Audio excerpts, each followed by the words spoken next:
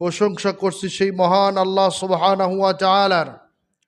যে মহান আল্লাহ সুবহানাহু ওয়া তাআলা প্রতি জুমায় আজকেও সলাতুল জুমা আদায় করার জন্য সলাতুল জুমার সলাতের পূর্বে আমাদেরকে আসার এবং বসার তৌফিক এনায়েত করেছেন।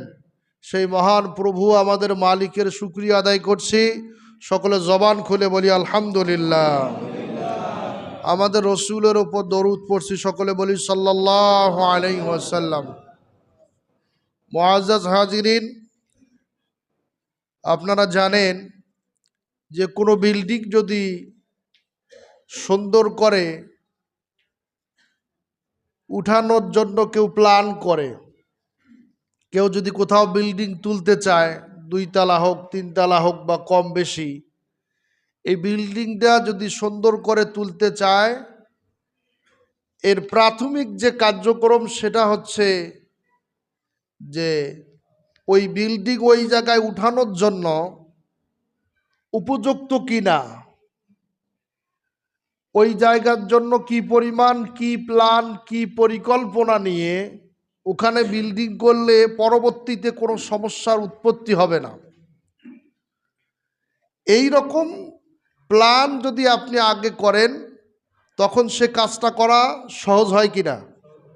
ঠিক তদ্রূপভাবে জীবনটাকে যদি সুন্দর করে কেউ সাজাইতে চায়, জীবনটাকে যদি সুন্দর করে কেউ সামনের দিকে এগিয়ে নিয়ে যেতে চায়, তো প্রত্যেকটা মানুষের কার্যক্রম এবং কর্মকাণ্ড থেকে এটা হওয়া উচিত যে আগের থেকে প্ল্যান করা উচিত যে আমি কি করব, আর এই করার দ্বারা আমার কতটুকু ফায়দা হবে এবং কেমন করে করার দরকার। এই প্ল্যান আগের থেকে করার দরকার আছে কি নাই? এই জন্য সামনে রমজান আমাদের কাছে অত্যন্ত সমাগত, কাছাকাছি চলে এসেছে। আমাদেরকে এখন থেকে প্ল্যান তৈরি করতে হবে যে সামনে রমজান আমি কেমনে কাটাবো এবং আমার আমলের ক্ষেত্রে গত রমজানে যে ত্রুটিগুলো আমার জীবনের মধ্যে ছিল, যে আমলগুলো আমি করতে পারিনি, সে আমলগুলো যেন এই রমজানে আমার আর করা হবে না বা করা হয়নি, এমন কোনো কর্ম পরিকল্পনা আগের থেকে করে নেওয়া যেন এই রমজানে পরিপূর্ণ আমল করতে পারি। পরবর্তী ইনশাআল্লাহ। মোহতারাম হাজিরিন, জীবনের প্রতিটা ক্ষেত্রে প্রতিটা সময়ের মূল্যায়ন করা অতীব জরুরি।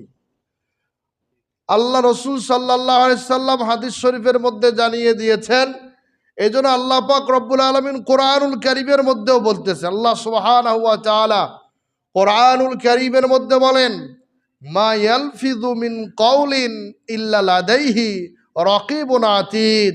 আল্লাহ সুবহানাহু ওয়া তাআলা বলেন যে মানুষ যে কথাই বলুক না কেন, মানুষ যে কথাই বলুক না কেন, প্রত্যেকটা কথা, প্রত্যেকটা বলা, প্রত্যেকটা তার উচ্চারণের ভঙ্গি, প্রত্যেকটা উচ্চারণ ভঙ্গি, প্রত্যেকটা কথা লেখার জন্য, সংরক্ষণ করার জন্য আল্লাহ সুবহানাহু ওয়া তাআলা ফেরেশতা নির্ধারণ করে রেখেছেন। আপনি গোপনেও বললে সেটা তারা শোনেন, আপনি প্রকাশ্য বললেও সেটাও তারা শোনেন। এক কথায় জীবনের এমন কোনো কর্মকাণ্ড নাই, এমন কোনো কথা নাই যে কথাটা ওই ফেরেশতা লেখেন না। এই জন্য আল্লাহ সুবহানাহু ওয়া তাআলা বলেন যে ও দুনিয়ার মানুষেরা, ও ঈমানদারেরা, তোমরা জেনে রাখো, তোমাদের জেনে রাখার দরকার, মা ইয়ালফিযু, কোনো লফজ যদি তোমার জবান থেকে বের করো, তোমার জবান থেকে কোনো কথা যদি বের করো, প্রত্যেকটা কথাকে লেখার জন্য আমি ফেরেশতাকে তোমার পিছে লেলিয়ে দিয়েছি, তোমার সাথে যুক্ত করে দিয়েছি। তোমার প্রত্যেকটা কথাকে ওই ফেরেশতা সংরক্ষণ করে রাখে। তাহলে আমরা কে কোথায় কি বলেছি, দুনিয়ার মধ্যে সাধারণ একটা কথার ব্যয় এদিক ওদিক হওয়ার কারণে, একটু কম বেশি হওয়ার কারণে যদি এত ব্যাপক ক্ষতি করে দুনিয়ার মানুষেরা কোনো ব্যক্তির কথা সহ্য করতে না পারলে, কোনো কথা শুনতে না পারলে, যখন তার প্রতিক্রিয়ায় মারাত্মক কিছু সংগঠিত হয়, ও দুনিয়ার মানুষেরা জেনে রাখার দরকার, তাহলে আমরা যত কথা বলতেছি, যত খারাপ কথা বলতেছি, যত অশ্লীল কথা বলতেছি, যত খারাপের দিকে আমাদের পদাচারণা হচ্ছে, তাহলে আমাদের অবস্থা আরো খারাপ হবে কি হবে না? এই জন্য খেয়াল রাখার দরকার যে আমি প্রত্যেকটা কথা বলবো। আল্লাহ রসুল সাল্লাল্লাহু আলাইহি সাল্লাম বলেন, ও আমার উম্মত তোমরা জেনে রাখো, মান সমাতা নাজা, তোমরা যদি চুপ থাকো তাহলে তোমার নাজাতের ব্যবস্থা করে দেবেন আমার আল্লাহ সুবহানাল্লাহ বলে। যে চুপ থাকবে সে কি পাবে? নাজাত পাবে। এখন চুপ থাকা কি অন্যায় সংগঠিত হচ্ছে সেই ক্ষেত্রে না, বরং তর্কের খাতিরে কোনো মারাত্মক বিশৃঙ্খলা আমি কথা বললেই হবে এমন কোনো পরিস্থিতিতে কথা না বলে চুপ থাকাটাই কি উত্তম। প্রমাণ পান নাই? নিষেধ করছে যা হবার হয়েছে, যেমনে গেছেন গেছেন, আপনি আপনার মতো, আমরা আমার মতো, কথা বলিয়েন না। কথা বলছে, অ্যাকশন শুরু হয়েছে কি হয় নাই? দাঁত থাকতে দাঁতের মর্ম বোঝার দরকার। দাঁত কয়টা? দাঁত হলো 32টা। এটার মর্ম বোঝার দরকার। প্রত্যেকটা দাঁতের এক একটা মর্ম আছে না নাই? এই জন্য সঠিক সময়ে সঠিক সিদ্ধান্ত। এখন আপনি চিন্তা করতেছেন আমি আজে বাজে কথা এখন বলবো, পরে কি হয় হোক, পরে কি হয় হোক, তাহলে পরে এর রিয়াকশন আছে না নাই? এই জন্য জাতিকে শুধু এইটা দেখলে হবে না, ওইটা আমার জীবনেও ঘটতে পারে কি পারে না? আমার জীবনেও ঘটতে পারে। এই জন্য খেয়াল রাখার দরকার যে আমার জবানকে আমি হেফাজত করব। আমার জবানকে আমি কখনো কোনো ক্ষেত্রে, আল্লাহ রসুল সাল্লাল্লাহু আলাইহি সাল্লাম হাদিস শরীফের মধ্যে বলেন যে উম্মতেরা তোমরা জেনে রাখো, তোমরা যদি মা বাইনা লিহিয়াইহি, তোমরা যদি দুইটা জিনিসের আমানত, জিম্মাদারি আমার কাছে তোমরা দিতে পারো, তাহলে তোমার জান্নাতের জিম্মাদার আমি রাসূল হব। সুবহানাল্লাহ বলে। কয়টা জিনিসের জিম্মাদার? দুইটা জিনিসের জিম্মাদার যদি তুমি হতে পারো, তুমি যদি আমাকে কথা দাও, তুমি যদি আমাকে ওয়াদা দাও যে এই দুইটা জিনিসের অপব্যবহার কখনো করবে না, তাহলে আমি তোমাকে কথা দিলাম, আমি তোমাকে ওয়াদা দিলাম তোমার জান্নাতে নিয়ে যাওয়ার জন্য, এই জান্নাতে নেওয়ার জিম্মাদারি আমি রাসূল তোমাকে দিলাম। সেই দুইটা জিনিস জানার দরকার আছে তো ইনশাআল্লাহ।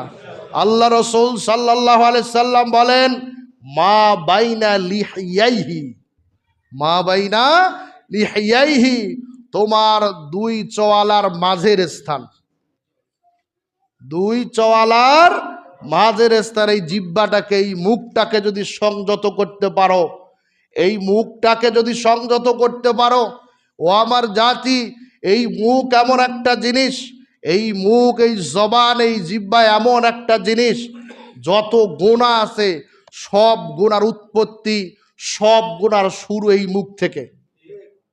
আপনি খেয়াল করবেন, মানুষ গীবত করে কি দিয়া করে? মুখ দিয়া গীবত করে।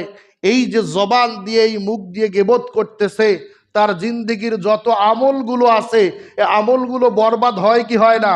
আজকে একখানে বসলেই দেখবেন অন্যের সমালোচনা, একটা চার দোকানে চা খাইতে যাবেন সেখানেও সমালোচনা, আপনি অমুক জায়গায় যাবেন সেখানেও সমালোচনা।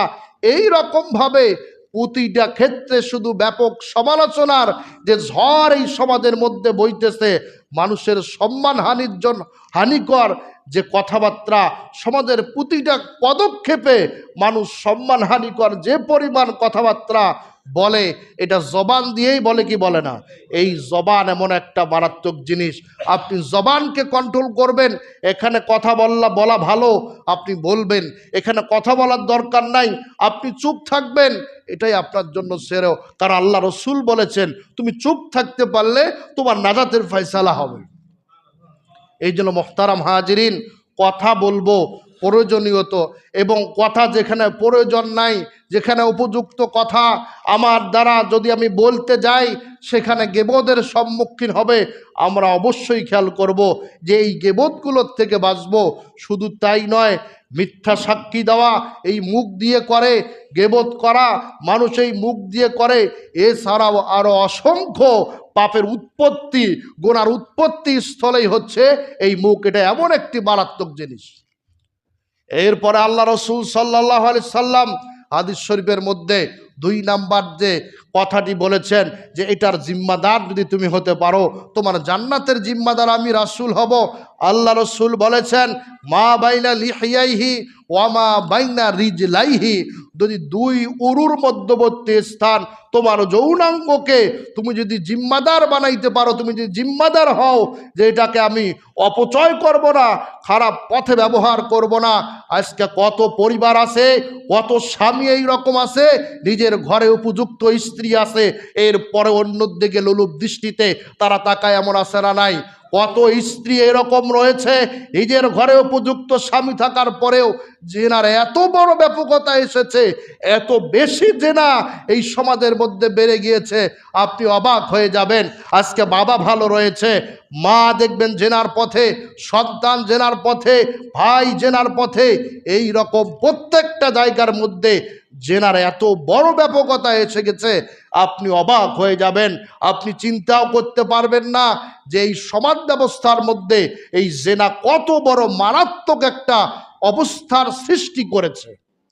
আল্লাহ রসুল সাল্লাল্লাহু আলাইহি সাল্লাম হাদিস শরীফের অন্য জায়গার মধ্যে বলেন, ও দুনিয়ার মুসলমানেরা, জেনে রাখার দরকার, যখন সমাজের মধ্যে সুদ আর জেনা বেড়ে যাবে, যেই সমাজের মধ্যে সুদ আর জেনা বেড়ে যাবে, সুদের ব্যাপকতা থাকবে, জেনার ব্যাপকতা থাকবে, ওই সমাজের মধ্যে ইতিপূর্বেও বলেছিলাম, আজকেও বলতেছি, আল্লাহ রসুলের হাদিস শোনাচ্ছি। আল্লাহ রসুল বলেন সমাজে যখন দেখবে সুদ আর জেনা বেড়ে গিয়েছে, ওই সমাজের মধ্যে আমার আল্লাহ 3টা গজব নাজিল করবেন। কয়টা গজব নাজিল করবেন? 3টা গজব নাজিল করবেন। আল্লাহ রসুল বলেছেন জেনে রাখার দরকার। 1 নম্বরে এমন রোগ হবে যে রোগের নাম বাপ দাদা 14 গোষ্ঠীর কেউ শোনে নাই, এই রোগের নাম কেউ জানে না, এই রোগের নাম কেউ কখনো শোনে নাই, এমন মারাত্মক ধরনের রোগ হবে। এমন রোগ সমাজে হয় কি হয় না? আল্লাহ রসুল বলেছেন যখন সমাজের মধ্যে সুদ আর জেনার ব্যাপকতা আসবে, 2 নম্বরে হঠাৎ মরণ হবে। আজকে চিন্তা করেন, হঠাৎ মরণের এই অবস্থা সমাজে আছে না নাই? এটাকে স্টক বলে সবাই চালিয়ে দেয়, এটা স্টক না। সমাজের মধ্যে সুদ বেড়েছে, সমাজের মধ্যে জেনা বেড়েছে, আল্লাহর গজবও পৃথিবীতে আসতেছে। এই জন্য সুদ এবং জেনা এত মারাত্মক একটা অপরাধ। 3 নম্বরে আল্লাহ রসুল সাল্লাল্লাহু আলাইহি সাল্লাম বলেছেন কামাই করবে অনেক, উপার্জন করবে অনেক, কিন্তু ওই উপার্জনে কোনো বরকত পাবে না, আছে না নাই? অনেক উপার্জন, অনেক অর্থ কামাই, প্রত্যেক মাসে এত এত টাকা কামাই করে, কিন্তু তারপরেও তার কামাইয়ের মধ্যে কোনো বরকত নাই। জেনে রাখার দরকার 3টা গজব কি কি আসবে, জেনে রাখার দরকার। আর কি কাজ করলে গজব আসবে এটাও জেনে রাখার দরকার। 1 নম্বরে এমন রোগ হবে যে রোগের নাম কেউ শোনে নাই, মুখস্থ করে নেন। 2 নম্বরে হঠাৎ মরণ হবে। 3 নম্বরে কামাই করবে অনেক, কিন্তু কামাইয়ের মধ্যে কোনো বরকত থাকবে না। আল্লাহর বান্দাগণ, এই জন্য আল্লাহ রসুল সাল্লাল্লাহু আলাইহি সাল্লাম জাতিকে জানিয়ে দিয়েছেন, ও আমার জাতি তুমি জেনে রাখো মা বাইনা লিহিয়াইহি ওয়া মা বাইনা রিজলাইহি, তুমি এই 2টার জিম্মাদারি, এই 2টার আমানত তুমি রক্ষা করো, খারাপ পথে ব্যয় করো না। তোমার জবানটাকেও খারাপ পথে ব্যয় করো না, তোমার যৌনাঙ্গটাকেও তুমি খারাপ পথে ব্যয় করবে না।